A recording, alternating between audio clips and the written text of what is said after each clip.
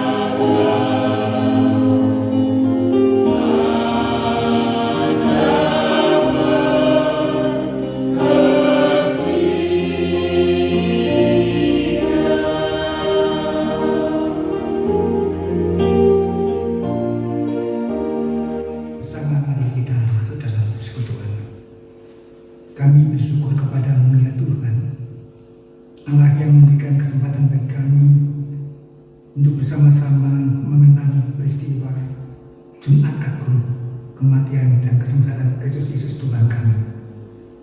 Kami bersyukur oleh karena peristiwa kematian dan kesengsaraan Tuhanlah kami beroleh pengharapan akan kepastian kehidupan. Itulah sebabnya ibadah kami saat ini kami serahkan dalam kuasa dan kasih-Mu. Kiranya kehendak-Mu lah yang terjadi. Kami juga menginginkan apa yang menjadi kehendak Tuhan terjadi atas kehidupan iman percaya kami melalui firman yang sebentar akan kami terima bersama. Karena kuasa dan kasih-Mu ya Tuhan, melalui firman itu kami boleh mendapatkan bagian historis kehidupan yang telah Kau nyatakan bagi dunia ini. Engkau memberikan kesaksian melalui firman Tuhan. Biarlah ajari kami untuk mengerti maksud dan kehendak Tuhan melalui setiap peristiwa yang telah tercatat dalam kitab suci. Hendak kami serahkan permohonan kami. Biarlah Tuhan sendiri yang berfirman dan kehendak-Mu yang terjadi atas setiap kehidupan iman saya kami. Kami akan menerima firman Tuhan. Biarlah hikmat yang berasal dari Tuhan senantiasa ada pada kami semua. Berfirmanlah, karena kami bersedia untuk mendengarkan. Hanya di dalam Tuhan kami Yesus Kristus yang hari ini kami boleh peringati peristiwa kesengsaraannya di Golgota. Kami telah berdoa dan mengucap syukur. Amin. Bersama mari kita memperhatikan pembacaan firman Tuhan. Di pagi yang indah ini, kami mengucap syukur kepada Tuhan bahwa pagi ini Tuhan telah memberikan waktu bagi kami untuk ibadah Jumat Agung. Dan pada pagi ini ibadah Jumat Agung kita dasari dengan firman Tuhan yang terambil dari Lukas 23 ayat 44 sampai 49 dengan judul di atas, Yesus mati. Ketika itu hari sudah kira-kira jam 12, lalu kegelapan meliputi seluruh daerah itu sampai jam 3. Sebab matahari tidak bersinar dan tabir bait suci terbelah dua. Lalu Yesus berseru dengan suara nyaring, "Ya Bapa, ke dalam tangan-Mu kuserahkan nyawaku." Dan sesudah berkata demikian, Ia menyerahkan nyawanya. Ketika kepala pasukan melihat apa yang terjadi, ia memuliakan Allah, katanya, "Sungguh orang ini adalah orang benar." Dan sesudah seluruh orang banyak dan datang berkerumun di situ untuk tontonan itu, melihat apa yang terjadi itu, pulanglah mereka sambil memukul-mukul diri. Sesama orang yang mengenal Yesus dari dekat, termasuk perempuan yang mengikut Dia dari Galilea, berdiri jauh-jauh dan melihat semuanya. Firman Tuhan mari kita sesudah membaca firman Tuhan, mari kita pujikan Kidung Jemaat 183.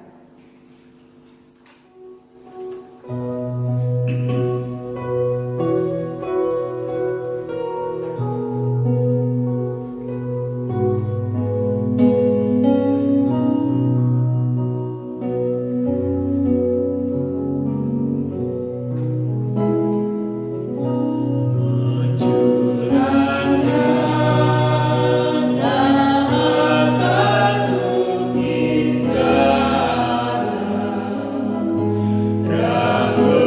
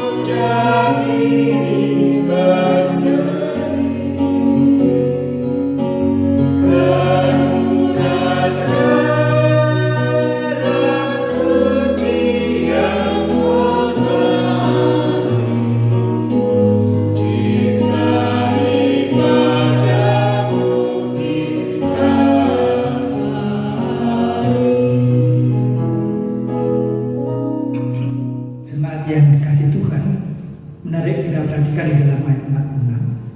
Lalu Yesus berseru dengan suara nyaring, "Ya Bapa, ke dalam tangan-Mu kuserahkan nyawaku." Dan sesudah itu berkata demikian, ia menyerahkan nyawanya. Bapak Ibu yang dikasih Tuhan, ada hal yang menarik ketika kita boleh memperingati peristiwa Jumat Agung. Karena dalam kenyataannya kematian Yesus Kristus di dunia ini menjadi persoalan. Hal itu boleh kita buktikan dari apa yang tertulis di dalam beberapa bagian kitab suci. Khususnya di dalam murid-murid Yesus, kita mengenal Yudas Iskariot. Yudas Iskariot memperhitungkan dengan menjual 30 keping uang perak, maka Yesus akan membela diri. Karena 30 keping perak itu setara dengan harga lembu. Tetapi tidak demikian. Ketika Yesus dengan dijual 30 keping uang perak itu, Yesus lalu menyerahkannya di hadapan Pontius Pilatus. Dan Yudas tahu ketika Yesus tidak membenarkan diri, lalu Yudas bunuh diri. Dia kecewa karena setahu Yudas, Yesus punya kuasa, tetapi kenapa kuasanya tidak dipergunakan untuk membela dirinya? Demikian juga di kalangan tentara Romawi, persoalan kematian Kristus menjadi persoalan. Itulah sebabnya Bapak Ibu, kalau kita boleh menyaksikan dalam kesaksian firman Tuhan ini, prajurit Romawi menjaganya dengan ketat. Tidak hanya pada saat Yesus diadili di Pontius Pilatus, tetapi pada saat disalib pun dia tetap dijaga oleh prajurit yang saat itu dengan ketat yang menjaga. Bahkan sebelum Yesus disalibkan di Gua Tengkorak atau Golgota, ada seorang yang bernama Simon Kirene yang disuruh memikul salib, bahkan disuruh untuk mempersiapkan makam bagi Yesus Kristus. Hukuman salib adalah hukuman yang paling berat pada saat itu, di mana seorang ketika diputuskan untuk salib, maka dia harus menjalaninya dengan siksaan sampai dengan kematiannya di salib. Dan itu tidak bisa digantikan oleh siapapun. Nah, Bapak Ibu yang dikasih Tuhan, ada juga yang menganggap bahwa kematian Kristus bukanlah Yesus Kristus yang kita peringati, yang kita kenal dengan Sang Mesias itu, tetapi kematiannya digantikan oleh orang lain. Dari kesaksian firman Tuhan yang boleh kita perhatikan hari ini, menarik, khususnya apa yang dikatakan di dalam ayat 46. Yesus hendak menyerahkan nyawanya dalam kuasa Allah Bapa di surga. Dan peristiwa itu ditandai dengan gelap gulita. Ketika Yesus disalibkan, di situ ada peristiwa gelap gulita yang terjadi di antara jam 12 sampai jam 3 siang. Dan karena gelap gulita itulah tentara Romawi dengan ketakutannya, dia menyaksikan bahwa apa yang terjadi benar-benar sesuai dengan firman Tuhan, bahwasanya anak manusia harus meninggal, harus wafat di kayu salib. Dan itulah yang dikatakan di dalam ayat 47, ketika kepala pasukan melihat apa yang terjadi, ia memuliakan Allah, katanya, sungguh orang ini adalah orang benar. Bapak Ibu, sebenarnya kematian Kristus Yesus semata-mata oleh karena kuasa Allah, kasih Allah yang dinyatakan bagi dunia ini. Sekalipun dunia menolaknya, sekalipun dunia mempersoalkannya, tetapi tidak demikian bagi orang percaya. Karena kematian Kristus adalah menggantikan maut yang seharusnya kita ganti, yang seharusnya kita tanggung telah dipikulnya di kayu salib. Jadi hukuman salib adalah karena rencana kehendak Allah.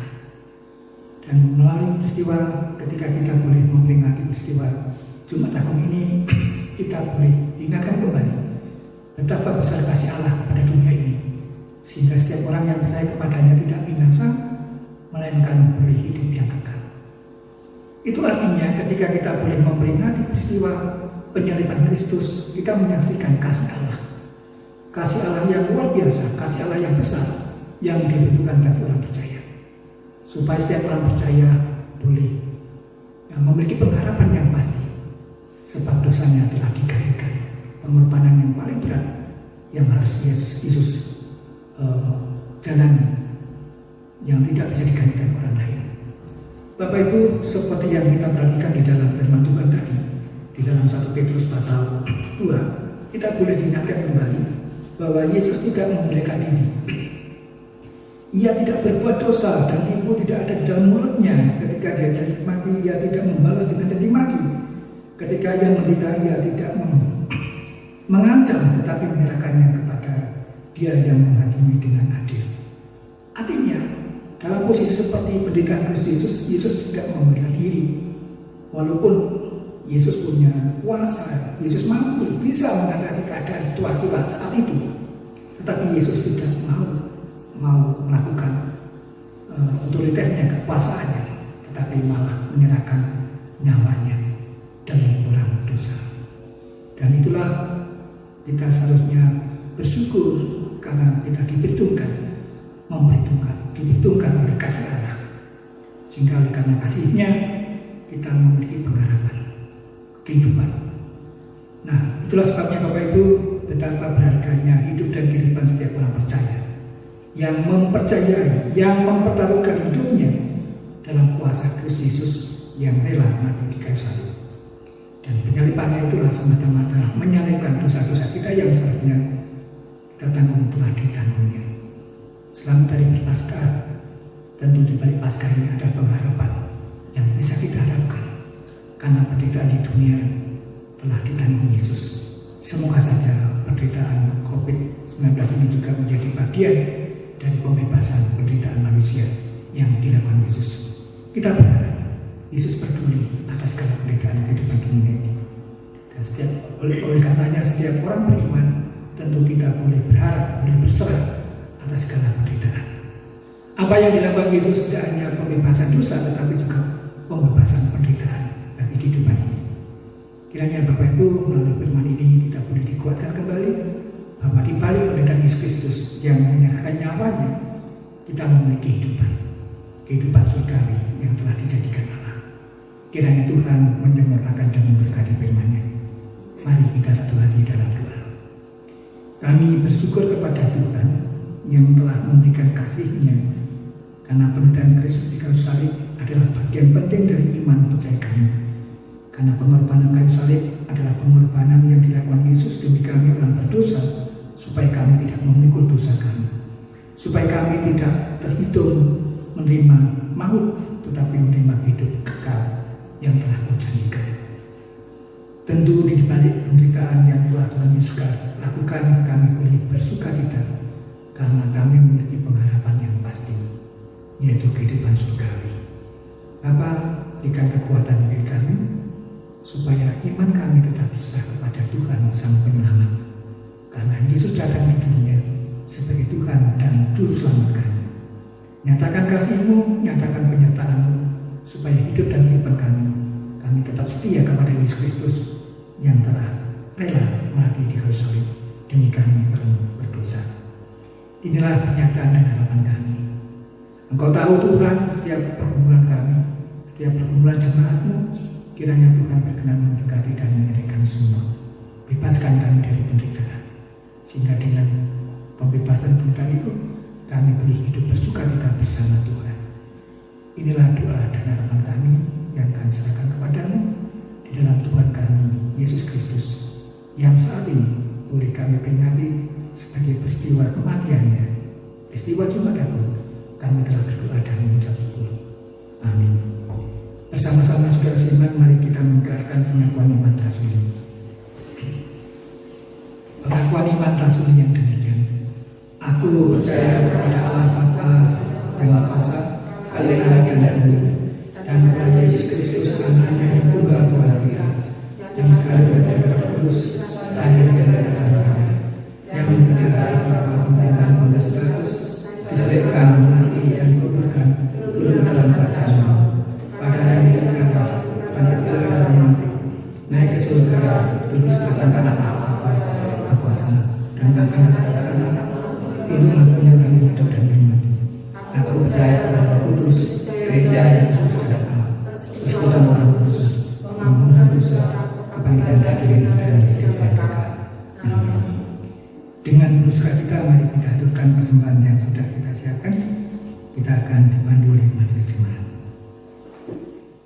Bapak Ibu yang dikasihi Tuhan, mari kita memberikan persembahan Tuhan sudah memberkati kita secara luar biasa. Mari kita akan mendukung pelayanan Tuhan di gereja dengan memberikan persembahan bagi kemuliaan nama Tuhan. Dan yang menjadi dasar persembahan terambil dari Matius 6 ayat 33 dan 34 yang demikian bunyi firman Tuhan. Tetapi carilah dahulu kerajaan Allah dan kebenarannya, maka semuanya itu akan ditambahkan kepadamu. Sebab itu janganlah kamu khawatir akan hari besok, karena hari besok mempunyai kesusahannya sendiri. Kesusahan sehari cukuplah untuk sehari. Mari sambil kita memberikan persembahan, kita akan memuji Tuhan dalam Kidung Jemaat nomor 363 ayat pertama sampai selesai.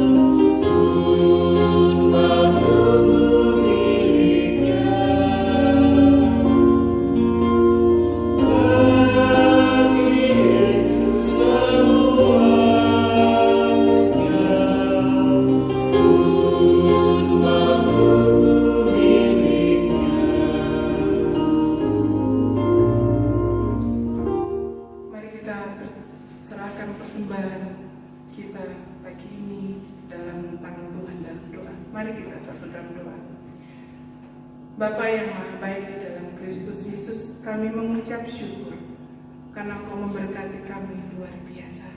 Terima kasih Tuhan untuk persembahan yang sudah kami kumpulkan bersama. Mari sucikan, kuduskan, baik persembahan yang kami kumpulkan di gereja maupun juga persembahan yang kami kumpulkan di rumah-rumah jemaat. Mari Engkau memberkati setiap persembahan yang sudah kami kumpulkan bersama.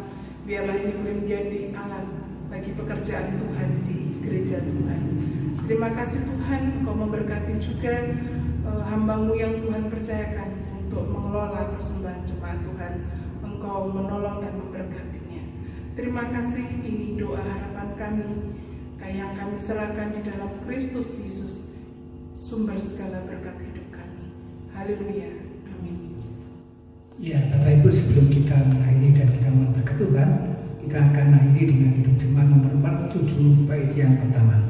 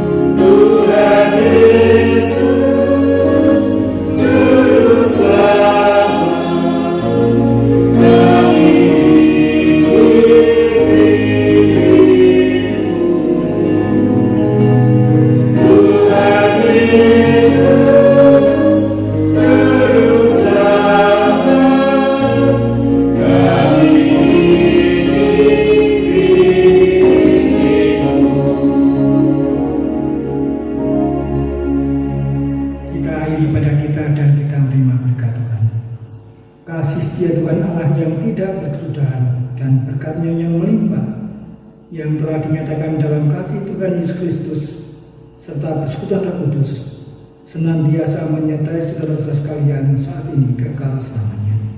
Haleluya.